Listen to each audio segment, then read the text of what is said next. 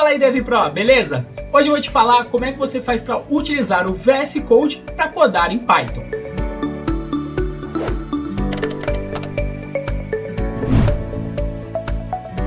Mas antes de falar como é que você vai codar em Python no VS Code, o que é o VS Code? O VS Code nada mais é do que uma IDE produzida pela Microsoft. Agora, o que é uma IDE?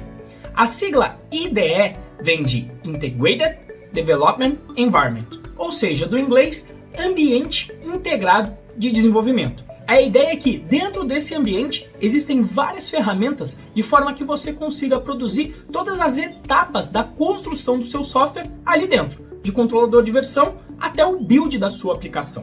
Ela é uma ferramenta super leve que roda bem em qualquer dos principais sistemas operacionais, Linux, OS X, que é o sistema do Mac, ou no Windows. E ela é muito leve.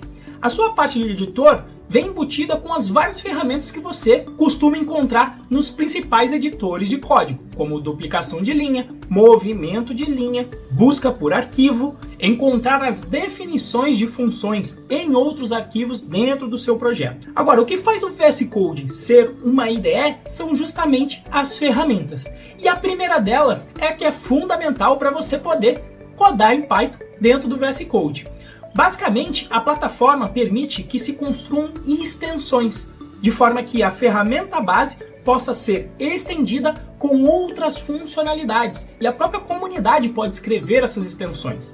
Em particular, existe a extensão para o Python. Se você procurar no menuzinho de extensões Python Language, você vai encontrar justamente a extensão que permite você definir o Python como interpretador de forma que a IDE consiga identificar o código Python, dar o syntax highlight, ou seja, colorir as palavras-chave para facilitar a leitura de código-fonte e fazer o setup do seu interpretador, de forma que você consiga executar os seus scripts Python de dentro da própria IDE. Agora, sendo uma IDE, ela possui diversas outras ferramentas também, como por exemplo, um debugger visual, que permite que você execute seu código linha a linha, investigando os valores de todas as variáveis envolvidas durante aquela execução.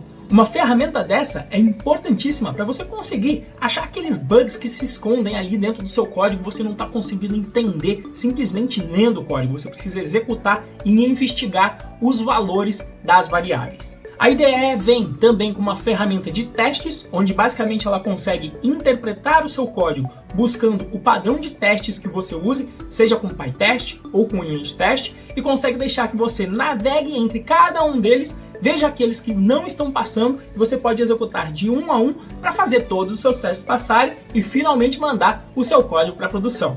Então, basicamente, você tem extensão para tudo. Você consegue rodar o Docker de dentro da sua aplicação, você consegue controlar a ferramenta de controle de versão como o Git dentro da própria ferramenta em si. E você tem até uma extensão que serve para sincronizar toda a configuração da sua ferramenta.